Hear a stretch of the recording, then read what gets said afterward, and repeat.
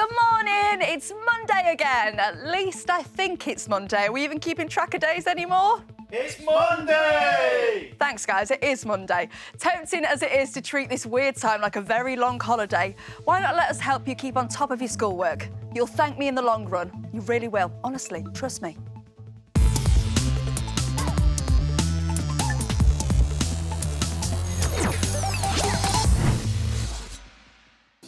You may be into the swing of being at home, but it's good to keep up a routine with us. Otherwise, all the days can blur into one. You did say it was Monday today, didn't you guys? Yes! OK, right, good. It's Monday. Well, we've got loads of top learning tips and tricks coming your way, and I might even pick up a thing or two. Who knows? Here's what's coming up. First up, our awesome 11 to 12-year-olds. After that, we're with the brilliant 12 to 13-year-olds.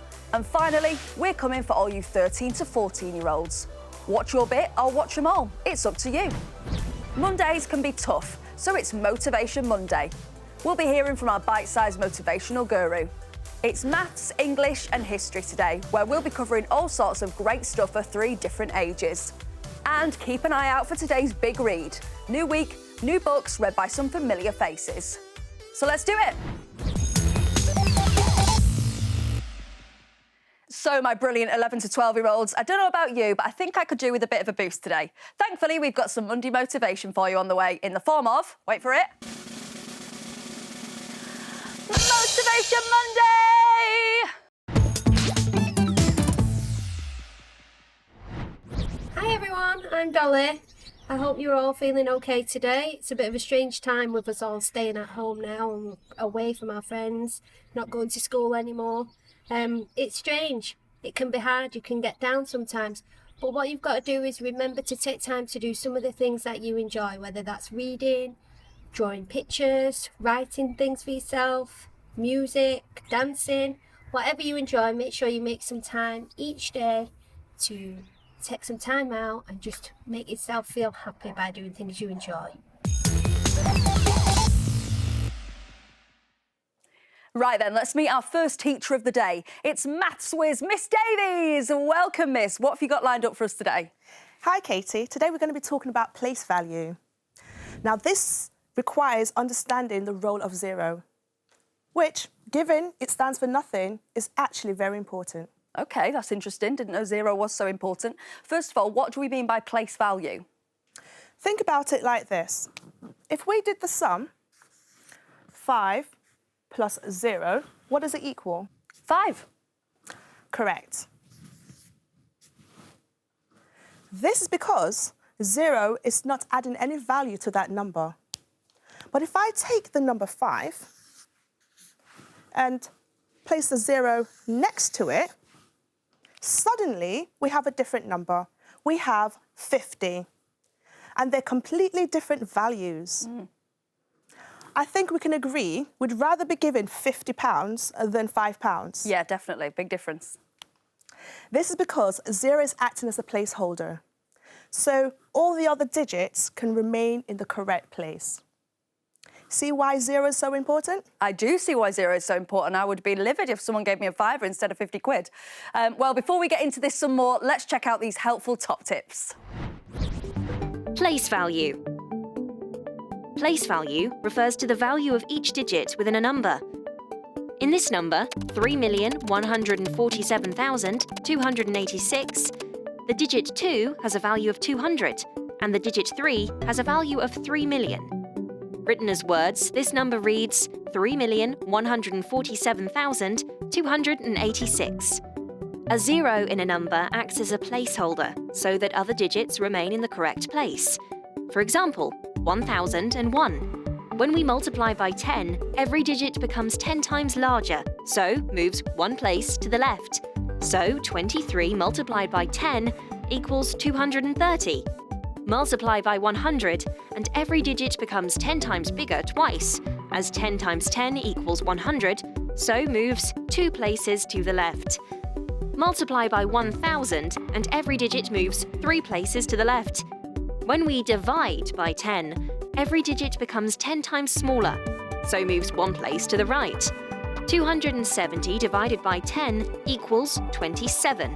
Divide by 100, and every digit moves 2 places to the right. As we're now moving past the decimal point, we know that the columns continue, just getting 10 times smaller each time. Divide by 1,000 and every digit moves 3 places to the right.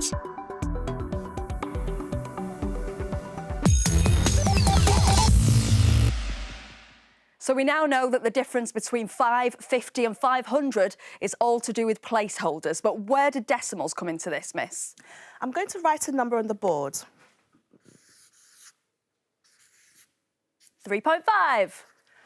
So, here we have a decimal point. A dot written in the number indicates that the digits to the right of it are less than 1. OK.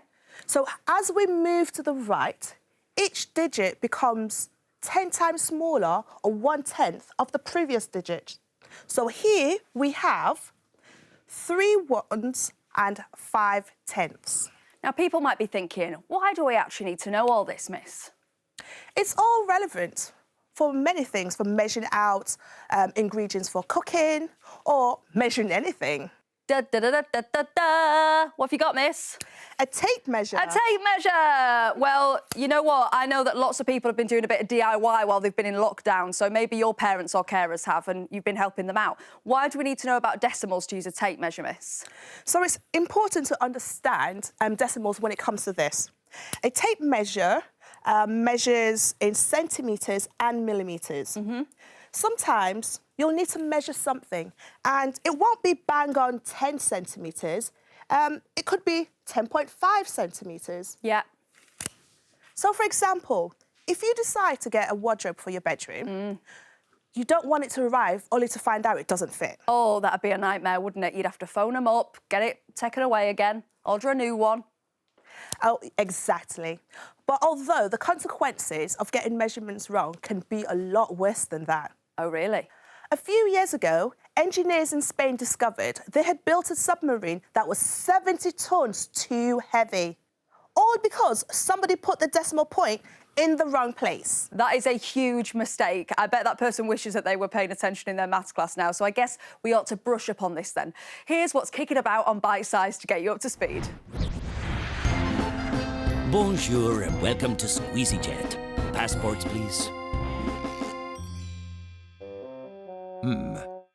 Okay, pop your suitcase on here, please, madame. Uh-oh. But I weighed my case at home. My clothes were 9 kilograms, my gadgets and books were 2 kilograms, and my case was 4 kilograms. That's 15 kilograms. Let's break it down.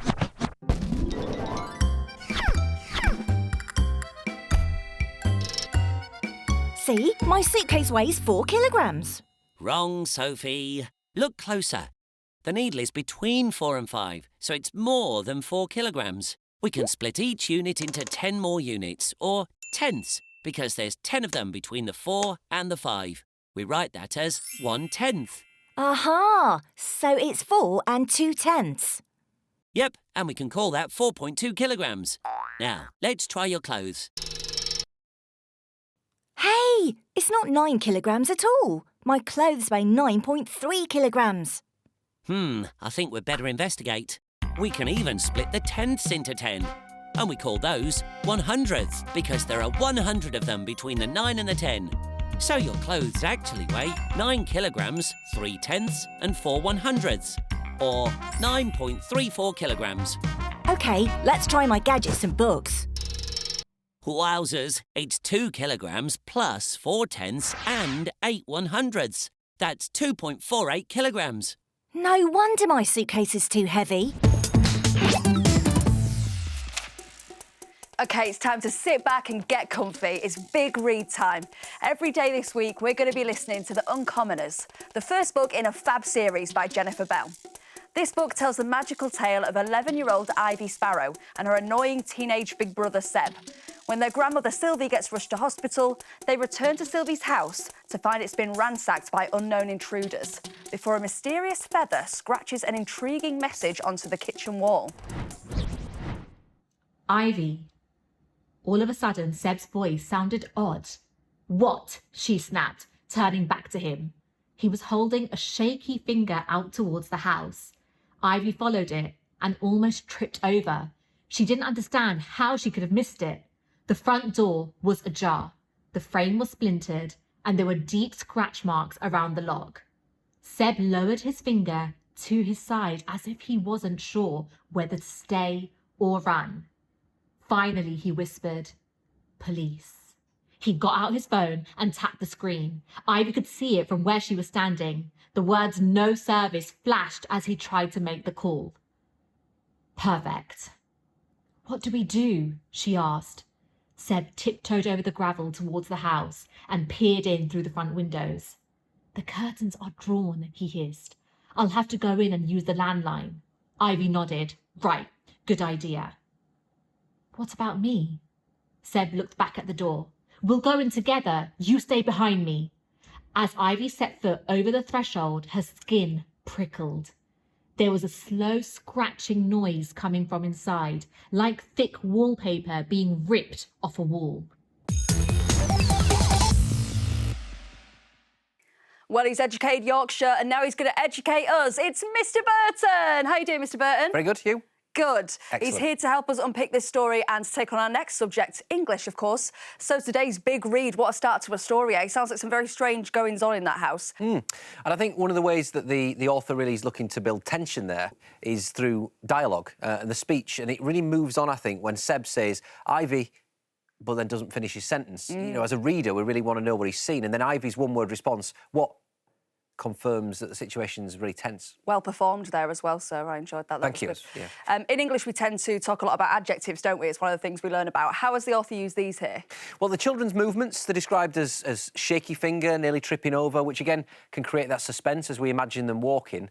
And also the author doesn't state how the door has been opened, but instead teases us as readers with the clues like splintered and deep scratch marks. Again, it highlights that uncertainty, I think. Yeah, I mean, my heart was pounding for the characters when Seb had no signal on his phone. I mean, that's the worst case scenario, isn't it? That is a nightmare. Absolutely. As readers, we can empathise with how desperate that feels.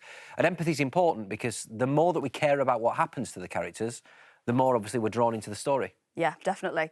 There's nothing like getting into a good book, is there, sir? Absolutely right. And as an English teacher, I'm obviously always banging on about the importance of reading and how fantastic reading is. And with all this time off school at the moment, it is really important to keep on top of your literacy learning, and reading's a fantastic way to do that. So if you find a really good book, it can really transport you to another world almost, and it is a fantastic way to relax. And with everything that is in the world at the moment and all the news that's around us, I think it is really important to take that time out and relax, and reading's a perfect way to take your mind off things and escape. Yeah, it really, really is. It's one of my favourite things to do at the moment, so make sure you get reading. All right, gang, it's time for some more English now. Mr. B, sticking around. Right then, Mr. Burton, what have you got in store for us today? Well, today we're going to be looking at how to write a letter, which will give us a better idea of how we might use layout and tone. OK, do we really need to learn how to write a letter in this day and age, though? Can we not just send, like, a text or something? Well, students often ask me this, and still, there are plenty of reasons why you might need to write a formal letter. They might include making a complaint about something, questioning a decision that's been made, making a travel reservation, or writing to an employer, possibly, for a job or for work experience.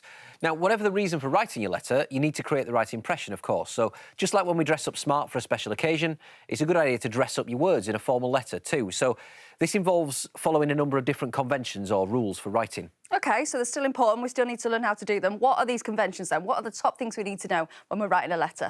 So, firstly, we need to begin with our address in the top right-hand corner of the page. Immediately below that, we need to include the date that we're writing the letter on. Below that, on the other side, the left-hand side of the page, comes the name and address of the person that you're writing to, or the recipient of the letter. OK, and when it comes to writing the actual letter itself, how would I start? Well, most formal letters start with the word dear before the name of the person that you're writing them to. So, Dear Miss Brown or Dear Brian Smith. You can choose to use first name and surname, or the title and the surname. If you don't quite know the name of the person you're writing to, use Dear Sir/Madam. And always remember to add the comma as well. Your opening sentence of the letter should clearly state why you're writing the letter. Make sure you get to the point straight away. What about ending the letter? How do we do that? Well, before we sign off, you make sure you end your letter and provide a clear course of action for the reader, something they need to go and do. If you're making a complaint, make it clear that you need a reply. If you're applying for a job, end on a really positive note and say that you're looking forward to hearing from them. But signing off will very much depend on how you started the letter. So if you use someone's name, end with yours sincerely. If you didn't use the name and you used Sir/Madam instead, end with yours faithfully. OK, that's good to know. I'm glad you cleared that up. We don't want to be getting it the other way around. No, absolutely not. It's really important that we get that right. OK, fantastic. Thank you very much. But finally, don't forget to proofread your letter for spelling, punctuation and grammar. Even better, get somebody else to read it from you. Often when we're used to reading our own work time and time again, you don't spot your own mistakes. That is a really good tip. Thank you so much, sir. Well, there you go. If you're still not convinced that you need to know how to do this, let's hear from some people who have to write letters in their job all the time.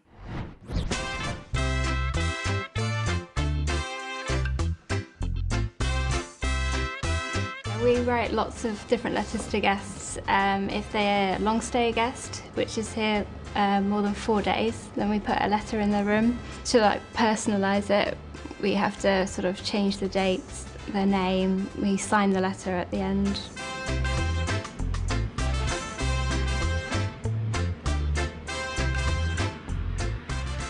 As a florist, we use letters to write to clients to give them information. It's important that we get the formatting right so that we create a good impression and use the correct terms. So here I've written our address in the top right-hand corner, and then I've put their address in the top left.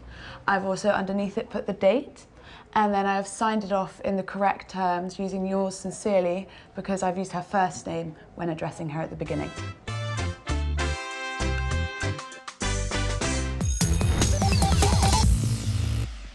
It's time for some history, and today we're going all the way back to the medieval times, to the Peasants' Revolt in 1381. Now, it might feel like a lot of responsibility to be suddenly in charge of your own schoolwork, but imagine being in charge of a whole country. Richard II had been crowned 4 years earlier, at the age of just 10 years old, meaning when all of this happened, he was on the throne at age 14. So instead of learning how to pick up his own dirty socks and put them in the wash basket like most people his age, and before you start writing in letters complaining, I know he probably didn't wear socks back then, he was actually dealing with a huge uprising in his kingdom. It all kicked off after fed-up peasants were told they'd have to pay a poll tax, regardless of how much money they earned. Let's take a look at what went down.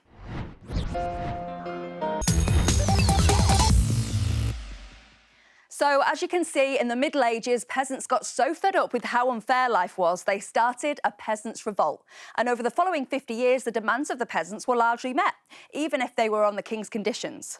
Peasants could work for more money and slowly gained more freedoms from their lords to work where they pleased and make more of their own choices, like who to marry. That's right, before all of this, their lords were even allowed to choose who they married. Some historians say that it has massively shaped the world we live in today, as it frightened the rich and made them realise they couldn't push the poor too far. No government collected a poll tax again until 1990, and that didn't go down very well either. So it was a big moment in history. To find out more fascinating facts about the Peasants' Revolt, just head to BBC Bitesize at bbc.co.uk/bitesize and see if you can brush up enough to ace the quiz.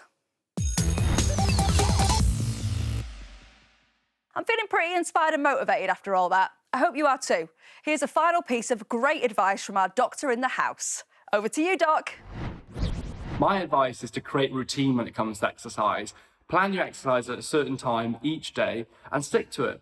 And also each day set little targets, small goals. If you did 10 press-ups, can you do 11 today? Push yourself. And ultimately you feel better when you see your progress and increase the performance. Good luck. Right then, 12 to 13-year-olds, you're up next. If you missed any of today's show and you want to catch up or you just want to watch it all back, all you need to do is search Bitesize on BBC iPlayer. And if you want to watch it on a tablet, BBC iPlayer is free to download in your normal app store.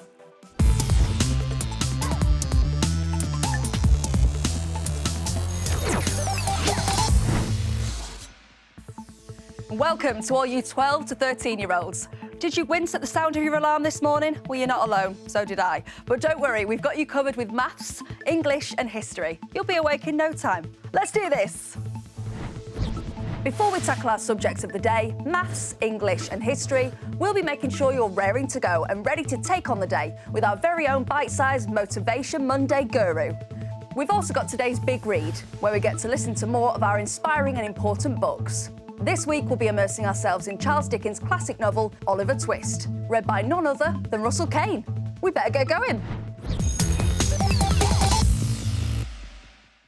Right then, all you 12 to 13-year-olds, it's your time to shine. To get us in the zone, we've got some Monday motivation for you in the form of, wait for it, Motivation Monday! See what we did there?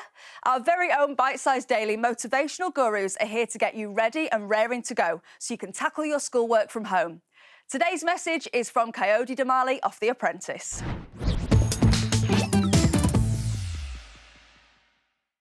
Yes, I get it. Don't worry, I completely understand. The same thing affects even me too. And what's that? Staying at home sucks, or cabin fever as they call it. But we do have one tool in our arsenal that we can help to use to combat this. And that is, you get one form of exercise per day, so make sure that you're using it, because it is so important to get that fresh air. Because there's nothing worse than being stuck indoors all day, breathing in the same stale air, especially if it's my air. Or if you can't go out to exercise, then at least open your windows. And I get, you're probably sitting at home thinking, oh, I miss my friends. I miss my friends too. But guess what? They're in the exact same position as you, self-isolating. And the fact that they're self-isolating and the fact that you're self-isolating means that you're both doing your part to help the nation. And before long, before you know it, everything will go back to normal, then you can go back to chilling with them again. Well, that's got me ready to take on the day, don't know about you. And here with us right now is maths teacher and all-round number genius, Miss Davies, to help us to take on the mathematics. Miss, what have you got in store for us today? Today we're looking at how we measure things using decimal points. Where might we actually use this in real life though, Miss? Because some people might say they can't see the point of them. All sorts of things. We'd use this to measure things like with a ruler or a tape measure, or to measure temperature or the mass of something. OK. Even the timings of things, like how fast can you run 100 metres or how high can you jump? Oh, nice. Well, not very fast is the answer to that question, especially not at the moment. Been doing far too much sitting down and watching telly. OK, that's really interesting, Miss. Thank you very much. Before we get started, let's check out the top things to know about measuring with decimal points. Units of measure. Before measuring something, you need to know what unit to use. Commonly used units of length are kilometres, used to measure distance, such as a 10k run, but many car journeys are still measured in miles. Metres can measure the length of a football pitch, centimetres, the thickness of a book, and millimetres, the length of an insect. Commonly used units of mass include tonnes, used to measure an elephant's weight. We measure weight using kilograms, though sometimes we use pounds and stones. The ingredients for cakes are weighed in grams, and tiny things are weighed in milligrams. Capacity is measured using litres, like when we put petrol in our cars. Perfume in a bottle can be measured in millilitres, and the engines for small mopeds and cars are measured in cubic centimetres. To convert between units of measurement, you need to understand how they relate to each other. For example, 1 metre equals 100 centimetres. We use multiplication to convert from a larger unit to a smaller one. So, 3 metres converted into centimetres is 3 multiplied by 100, which equals 300 centimetres. We use division to convert from a smaller unit to a larger one. So, 450 centimetres divided by 100 equals 4.5 metres.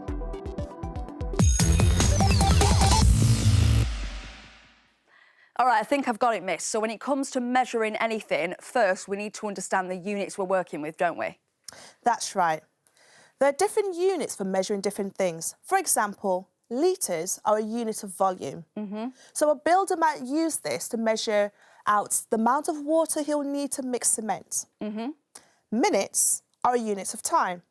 So we might use this to work out how much longer we can snooze in bed before we have to leap up and get ready for school. Oh, I'm always snoozing my alarm, Miss. That's definitely me. Well, yes. So, for example, do I have 1 hour left before I need to leave for school? That means I could snooze for another 0.5 hours and just be quicker at getting up and getting dressed. Oh, that's me every day. I'll have another half an hour in bed and I just won't do my hair. And what's the top thing that people tend to get confused about when we're learning about decimals, Miss? Sometimes it's easy to get in a muddle when saying decimals out loud. So, for example, this number says 1.36, not 1.36. OK. It's an easy mistake to make. Likewise, to say this number out loud, we will say 1.207 and not 1.207. OK, I get you. So out of the two numbers that you've just written on the board there, which one's the bigger number? This one. Ah. Even though at first glance it looks like the smaller number, but what we need to look at is the bit after the decimal point. Mm-hmm. So this number here represents 3/10. And in 1.207, this is not 207. It's actually 2/10. Yes, I totally get you. Amazing. Thank you so much, Miss. It makes sense now. Why not try some examples of these at home? There's loads about this on BBC Bitesize.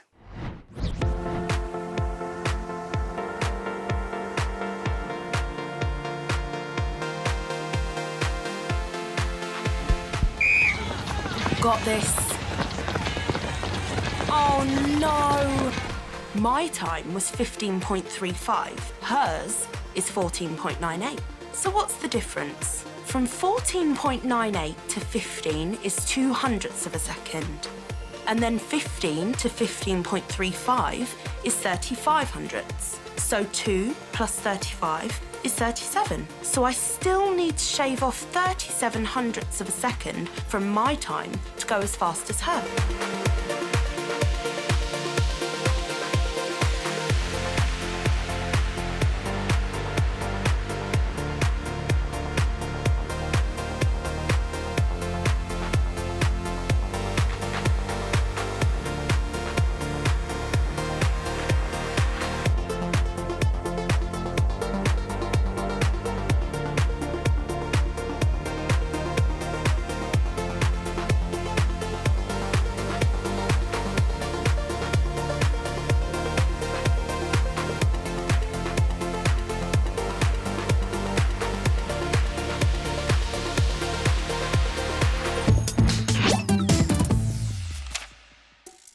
Right then, you lot, it's time for our big read. It's a classic. It's Oliver Twist by Charles Dickens.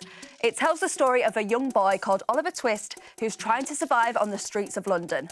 When he asks nasty Mr. Bumble for more food, he has to flee the workhouse for the streets, whereupon he meets the artful Dodger, who leads him to Fagin and his gang of pickpockets. Reading this is comedian extraordinaire Russell Kane. Make a bow to the gentleman, Oliver, said Mrs. Mann. Oliver made a bow, which was divided between the beagle on the chair and the cocked hat on the table. Will you go along with me, Oliver? Said Mr. Bumble in a majestic voice. Oliver was about to say that he would go along with anybody with great readiness when, glancing upward, he caught sight of Mrs. Mann, who had got behind the beadle's chair and was shaking her fist at him with a furious countenance. He took the hint at once, for the fist had been too often impressed upon his body not to be deeply impressed upon his recollection. Will she go with me? Inquired poor Oliver. No, she can't, replied Mr. Bumble, but she'll come and see you sometimes. This was no very great consolation to the child, but, young as he was, he had sense enough to make a feint of feeling great regret in going away. It was no very difficult matter for the boy to call tears to his eyes. Hunger and recent ill usage are great assistants if you want to cry. And Oliver cried very naturally indeed. Mrs. Mann gave him 1,000 embraces and, what Oliver wanted a great deal more, a piece of bread and butter, lest he should seem too hungry when he got to the workhouse. With the slice of bread in his hand and the little brown cloth parish cap on his head, Oliver was led away by Mr. Bumble from the wretched home where one kind word or look had never lighted the gloom of his infant years. And yet he burst into an agony of childish grief as the cottage gate closed after him. Wretched as were the little companions in misery he was leaving behind, they were the only friends he had ever known, and a sense of his loneliness in the great wide world sank into the child's heart for the first time. Wow, doesn't sound like it was much fun being a kid in 1837, does it? Well, here to help us delve into this story and to get creative with some English, it's Educating Yorkshire's Mr. Burton. Hey, Mr. B. Hello. Oh, I felt so sorry for poor Oliver. I know, well, it's funny that you call him Poor Oliver, as that's what Charles Dickens referred to him as too. As a reader, we can interpret it as poor to create sympathy or poor as in a lack of money. In this case, where we have, will she go with me, inquired poor Oliver, the author wants us to feel the sympathy and to feel that towards Oliver. Oh, and it works as well. It made me also think about how young he was to be going through all of that. Yeah, definitely. It's later in the extract, the author states young as he was as well, which implies that Oliver is too young to cope with what he's about to do. Dickens goes on to tell us that Oliver cries easily and cries naturally. We can't help but feel that sympathy towards Oliver Twist in the extract. The adults around him seem to have a really strong stance, and that makes Oliver seem even smaller in our eyes, I think, as well. He cries easily, bless him. This book was written almost 200 years ago, so it's great that it can still be enjoyed and read today, isn't it? It also gives us a fascinating insight into what it was like being a child back then, so there's a bit of history there as well. Yeah, definitely. Oliver's a young child. He's been sent to the workhouse and he doesn't know anybody.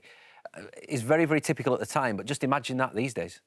I don't think you lot will be able to cope with it, to be honest. We think we've got it bad. Sounds terrifying, doesn't it? Let's find out what else Mr. B has got in store for us today. So, Mr. Burton, what have you got under your hat for us? Well, today we're going to be talking about formal and informal writing.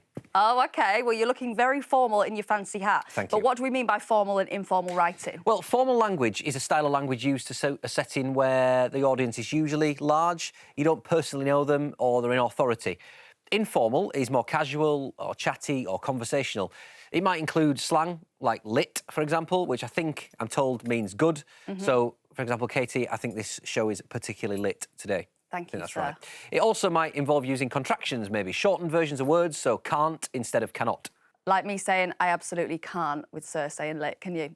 So what are the top things to know about this? Well, we change what we wear for different occasions, and similarly, we need to adapt our language for different occasions. Like your lovely posh hat.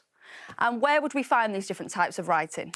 Well, you might find formal writing used in letters, in essays and in some newspapers. Informal language is used for more casual communication. So formal language uses standard English and avoids contractions and slang, whereas informal writing more reflects the way you might speak with your friends and your mates. OK, great. So is there a right or a wrong way to write? Should I be writing everything in a formal way? No, not necessarily. It isn't just that formal writing is correct and informal is wrong or bad English. It's just that there are certain situations where each form is more appropriate. OK, well, we're all probably pretty used to speaking informally to our mates and even to our family. But when might we need to write in a formal way in real life? Well, you might not need to use it quite as often, but when you do need to use it, it can be really, really important. Maybe it's for your uni application or your college application, applying for a dream job, or making a complaint and trying to get a refund for something, possibly. You don't want to suddenly need to do one of those things and realise that you're massively out of practice and don't know where to start. Yeah, that is so true. It is very important, actually. Well, here's some BBC Bitesize insight to help you get it right.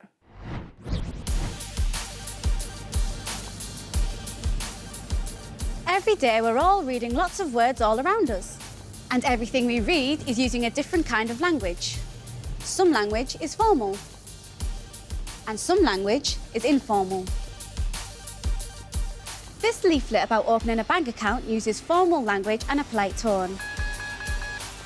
This email is inviting me to a job interview, so it is structured and has perfect spelling. And because the company doesn't know me, the writer uses formal language. So, for example, they don't abbreviate words or use contractions. We would like to invite you, they say, rather than we'd like. But when we know people well, we use informal language like this. Hiya, want to hang out tonight? Which is far more chatty. We use abbreviations, contractions, slang. When we're sending texts, we sometimes even misspell things like tonight, or use numbers instead of letters. Understanding the difference between informal and formal language is not just about knowing which language to use, it's also about choosing the right language in the situation. And we can learn a lot just by reading, listening, and noticing the language all around us every day. If you could go back to visit a time in history, where do you think you'd go? I imagine you might not want to be transported back to Essex in 1381, where the peasants started to revolt against the government after being told they'd have to pay the same poll tax as everyone, regardless of how much money they made. The king at the time, King Richard II, was only 14, so while most people his age were kicking about down the park, he had to deal with riots in the streets of his kingdom. The peasants were not just protesting against the government. Since the Black Death, poor people had become increasingly angry that they were still serfs, usually farming the land and serving their king. And so, the peasants' revolt began.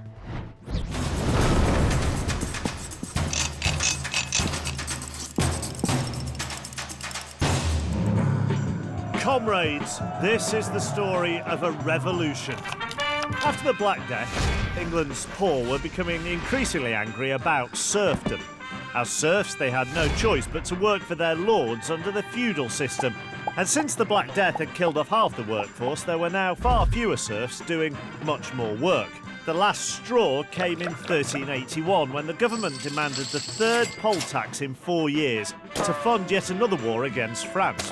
On the 30th of May, a tax collector entered a village in Essex to force people to pay the poll tax. His brutal methods angered the villagers. Soon, both Essex and Kent were in revolt. They marched on London and released John Ball from jail, a popular priest who campaigned for the poor. Many of London's poor joined them.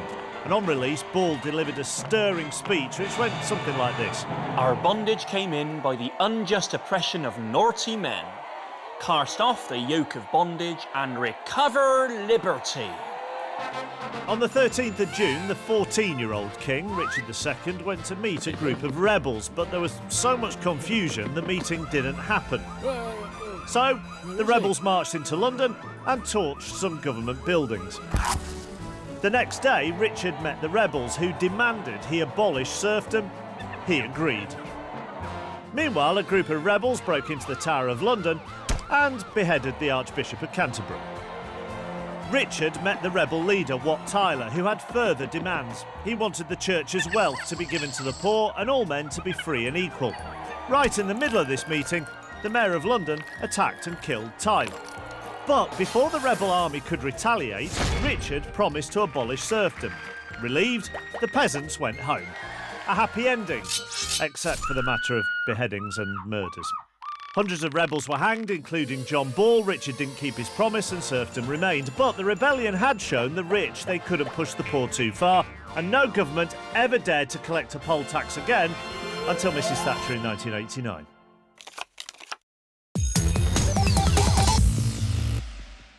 So it might be a bit rubbish being told to all stay inside at the moment, but at least we normally enjoy some freedom. In the Middle Ages, many people were considered to be villains, a feudal tenant who belonged to their lords and had little to no freedom, and they'd had enough. Like a lot of history, there are different versions of some of the details, according to different historians, but many agree that it laid the foundations of many of the freedoms we enjoy today. That's because socialist historians have always seen these rebels as the first working-class heroes, fighting for ordinary people, and that this revolt was the beginning of the end of the feudal system, which saw peasants being owned by their lords. There's loads about all of this on BBC Bitesize. Just head to bbc.co.uk/bitesize and see if you can brush up enough to ace the quiz. And if you missed any of today's show and you want to catch up, or you just want to watch it all back, why not? All you need to do is search Bitesize on BBC iPlayer. And if you want to watch it on a tablet, BBC iPlayer is free to download in your normal app store. Right then, 13 to 14-year-olds, you're up next. Here's a final word of good advice from our in-house doctor. We all know you're doing such a brilliant job at keeping on top of your studies, but make sure you find time for exercise. It helps you burn energy, it gives you a break from your work, and helps you feel good too. Whatever it is, whether it's running, jogging, cycling, find something that you enjoy and stick to it. Do it each day. Go on.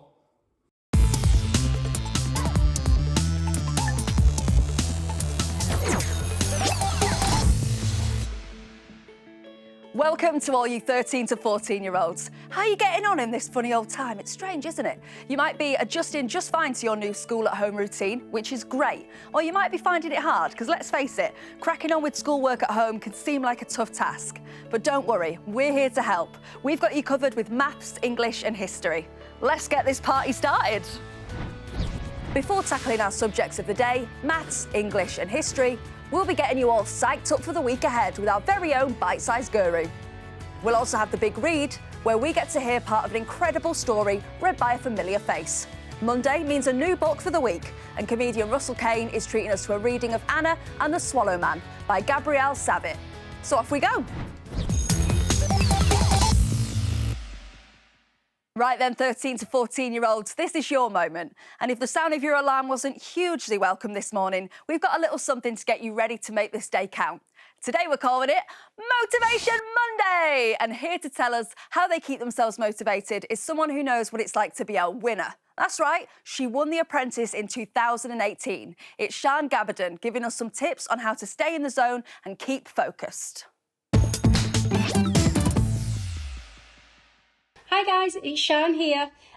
Today I'm going to give you some tips on combating cabin fever. So we've all been stuck in the house for quite a while now. We're missing friends, we're missing family. So my top tips to keep yourself busy or keep yourself preoccupied. First one, exercise. You might not enjoy exercise, you might not like jogging or going outside, but go and have a walk. Just do something that gets you outside, get you some fresh air. Take in nature for a change, maybe, I don't know. I really find exercise helps me.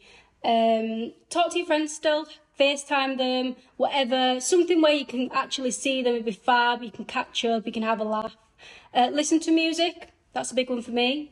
Or finally, I'd say learn something new. Do something to keep yourself occupied that maybe you wouldn't normally do. I have become a pro baker and chef whilst being in isolation, and it really helps clear my mind. So if you want to become a maths whiz, we're going to need a maths teacher because I don't know all the answers. So here with me in studio right now is maths teacher extraordinaire, Miss Davies. Hello, Miss. What are we going to be making sense of today? Well, today we're going to be making sense of the number system and place value to include decimals. OK, where do we start with this then? We use the decimal points to separate units from parts of a whole, such as tenths, hundredths, thousandths, etc. OK. So here we have 0.1.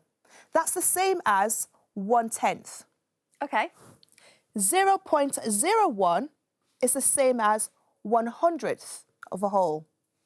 0.001 is the same as 1,000th of a whole. OK, I think I get that. That makes sense. Thank you very much, Miss Davies. Here are the top things that you need to know about decimals. Decimals and powers. Think about millimetres. There are 10 millimetres in 1 centimetre, so 1 millimetre is a tenth of 1 centimetre. This can be written as a fraction or a decimal. 1 millimetre converted to centimetres is 0.1 centimetres. See how the 1 moves to the right into the tenths column to become 10 times smaller as you convert it from millimetres to centimetres. So 1 centimetre is 10 millimetres. 10 times 1. You can also say this as 10 to the power of 1. The power, also called the exponent or index of a number, tells you how many times to use the number in a multiplication. 10 to the power of 1 means 10 is only used once in the multiplication. 10 times 1 equals 10. There are 100 centimetres in 1 metre. We know that 100 equals 10 times 10. So 100 centimetres is 10 times 10, or 10 to the power of 2. The power tells us 10 is used twice in the multiplication. 10 to the power of 3 is 10 times 10 times 10, which equals 1,000. 1 kilometre is 1,000 metres. Using powers, you can say that 1 kilometre equals 1 times 10 to the power of 3, which is 1,000 metres.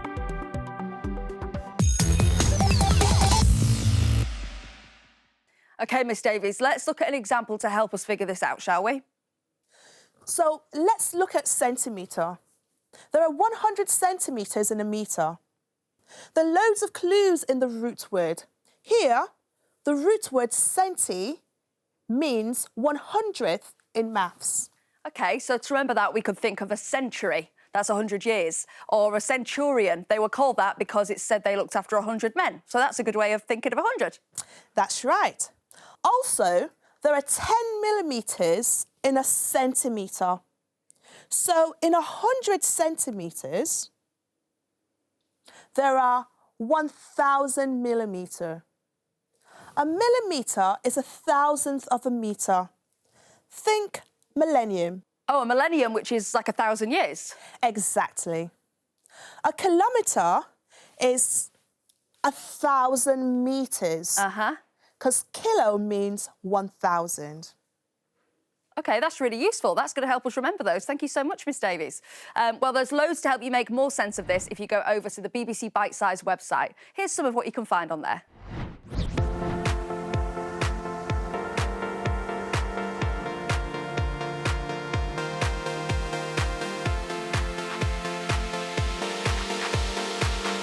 OK, so my suitcase was 4.2 kilograms, my clothes were 9.34 kilograms, and my gadgets and books were 2.48 kilograms. That makes 16.02 kilograms. Correctamundo. Elementary, my dear Sophie.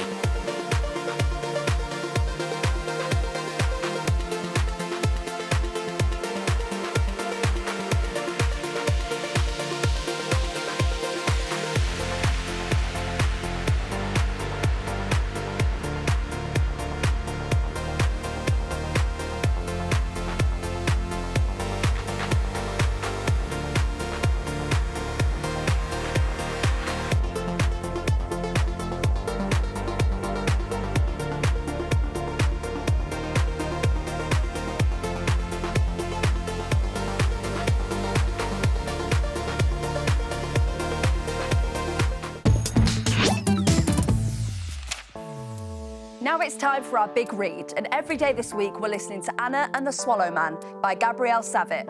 This book is set in Poland during the Second World War and tells the story of Anna Lania, who is left alone at just 7 years old when the Germans take her father during their purge of intellectuals in Poland. This is when the German army rounded up a lot of professional people like teachers, priests and scientists, anyone who they thought might challenge their occupation. After all, the pen is mightier than the sword. Reading our first extract is Russell Kane. When Anna Lania woke on the morning of the 6th of November in the year 1939, her 7th, there were several things she did not know. Anna did not know that the chief of the Gestapo in occupied Poland had, by fiat, compelled the rector of the Jagiellonian University to require the attendance of all professors, of whom her father was one, at a lecture and discussion on the direction of the Polish Academy under German sovereignty to take place at noon on that day.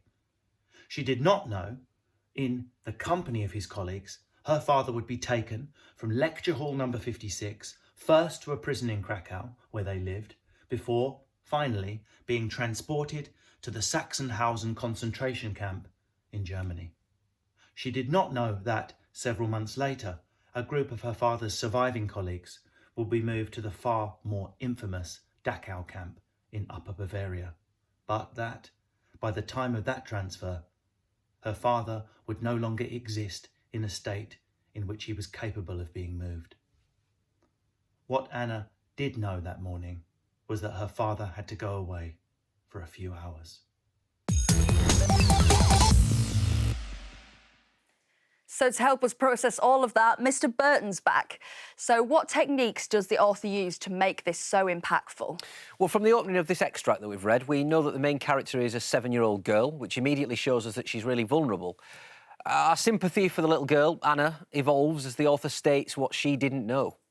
Yeah, and we get some clues as to what's in store further on in the story here, don't we? Yeah, and this style gives the reader a heads-up, really, as to what's going to happen ahead. Anna didn't know her father was about to embark on that journey to a concentration camp, and how much sympathy is given to Anna at this point will depend on the reader's knowledge, I suppose, of World War II and of concentration camps. Yeah, that's true. It's an interesting technique, isn't it, talking about what Anna doesn't know. Why has the writer done this? Well, this way, the reader knows more than the character, than Anna. Everything she didn't know does happen, and what she thinks she knows is really far from the truth. Wow, well, what a gripping story. We'll have more from Russell with the next extract of that book tomorrow. Well, my brain is well and truly warmed up after that and ready for some English. What have you got lined up for us today, Mr. Byrne? Well, essay writing is something I imagine you've done before and something you'll definitely have to do again, so we might as well get good at it. So today we're going to look at how to write an essay. And this is really important. You write essays in so many of your subjects, don't you? I always quite enjoyed writing an essay too, but you need to know how to do it. And you don't want to get back to school and realise you've forgotten how to write them. If you've forgotten already, don't don't worry, we're going to go from the very top. Mr Burton, what exactly is an essay? Well, an essay is a long piece of writing about a particular idea or a particular topic. Your English essays will usually be a response to something. That might be a poem or a story or a novel. You should start your essay with a clear introduction and end with a strong conclusion that summarises what you want to say or your argument. Brilliant. Thanks very much, Mr Burton. Let's dive right in.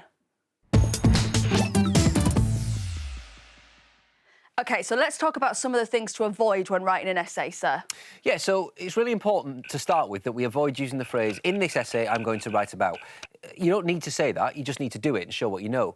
Also avoid launching into, for example, a close analysis of the text if that's not what the questions ask you to do. So just answer the question or do the task. And also avoid straying away from the topic because otherwise you might lose track of what you're trying to say. OK, that's easily done, like the time I tried to write an essay about a book I'd read, but then it made me think about the story in the book and how it was so similar to something that happened to me, and then you can end up waffling on, can't you? You absolutely can, and it's really important to stay on track. OK, I'll make sure I do that in future. So what's a good way for us to get the hang of essay writing at home? Well, one thing that I actually find quite fun about essays is about expressing your own personal opinion on something, as long as it's backed up with evidence. So have a think about something you feel really strongly about. If you were to write an essay on it, what evidence would you use to back that up? Make a list of those bits of evidence, as that's a really good way to start an essay. Good idea, and we're all passionate about something. Obviously, there's tons of stuff on Bitesize about this as well. Here's a taster as our Bitesize word chef cooks up a delicious essay plan. Welcome to my Puck-Up Word Kitchen. Every essay should be a feast. And here we're brilliant at cooking up tasty analysis and lovely answers to questions like, how does Bram Stoker build a gothic sense of tension in Dracula? I'm going to show you how to plan your answer just right, like a good dinner with a great starter, a satisfying main course and the perfect pud. It's all in the planning. Listen to me and you'll be word chefs too. OK, let's get cooking. Right, a plan is like a menu. You look at it and you know what to expect. This menu allows you to answer a question like, how does Bram Stoker build gothic tension in the book Dracula? Your starter is your introduction. It focuses on your response to the question and is your plan for how you're going to answer it, like how tension is built in the opening scene, things like that. Then your main course is where you put the evidence that proves your response. It shows what you know and think about how Stoker builds gothic tension in the book. And then the pud, a sweet conclusion. The proof of the pudding, eh? Get it? You've proved how Stoker achieved what he did. Now, if you've ever felt like something is a bit unfair, you might have wanted to take a stand against it, which is exactly what the peasants in the Middle Ages did when they started the Peasants' Revolt in 1381. Back then, the peasants had to do what the lord of the manor told them to do. He even had the power to approve who they got married to. This, along with the suggestion that they should pay the same tax as those who were richer than them, led to a big uprising. And some say what happened next marked the beginning of English freedom as we know it. The problem was the king at the time was just 14 years old. Let's take a look at what went down. It was levied in the name of the king to pay for the Plantagenets' war against the French monarchy. It was a poll tax imposed on every man and woman over the age of 14, regardless of income.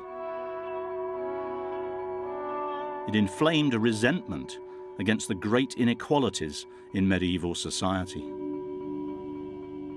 According to the chronicler Henry Knighton, the rebels outside were demanding that every man in the Kingdom of England should be free and remain free of the yoke of servitude forever.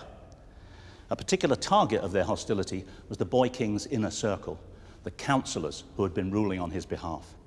These powerful officials were responsible for levying the reviled poll tax, and they would face the wrath of the rebels.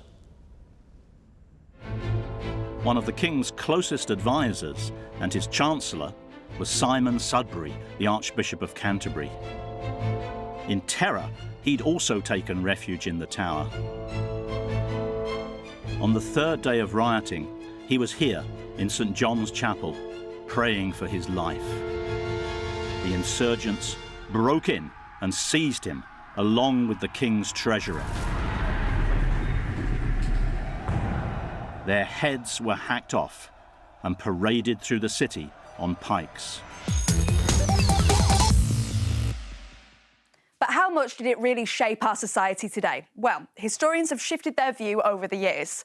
Some say it was a defining moment in the struggle for equality. It deterred later parliaments from raising taxes during the 100 Years' War. But modern academics are less convinced about its impact, pointing to the fact that it didn't lead to further social and political upheavals, and explaining the changes as being more to do with economic trends than this one-off event. Either way, the hated poll tax was never implemented again until the 1990s, 600 years later, and that caused a massive riot too. Trafalgar Square, if I'm not mistaken, in central London. That's it for today, but we're back again tomorrow and the day after that day. We're not going anywhere. We're here to support you with your studies during this lockdown. And if you missed any of today's show and you want to catch up, or you just want to watch it all back, all you need to do is search Bitesize on BBC iPlayer. And if you want to watch it on a tablet, BBC iPlayer is free to download in your normal app store. We hope our teachers have given you some food for thought on maths, English and history. And our in-house doctor has some top advice to help you take on the rest of the day. Take it away, Doc. Dr. Alex here with a reminder to do some exercise. Whatever it is, whether it's press-ups, whether it's finding a tin of baked beans in the house to use an exercise, whether it's lifting a bag of flour, going out and cycling, whether it's jogging, find something that you enjoy and you can do each day and set challenges. Set challenges to improve each day and you'll feel really good for it, I promise you. Give it a go.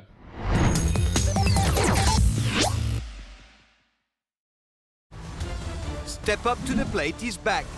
Ready, steady, go! And this time round, the heat's being turned up in the kitchen. You've got 7 minutes left. 7 minutes. And the pressure is even greater in the restaurant. This is une catastrophe. Join us as we search for a new star head chef. Incredible stuff. And a maître d' extraordinaire. Step Up to the Plate starts tomorrow at 5 on CBBC and BBC iPlayer. Students here are the best and the brightest. And someone is about to snap and kill. Did you learn nothing from Rosewood? There are no coincidences. Pretty Little Liars, The Perfectionists. All episodes streaming now on BBC iPlayer.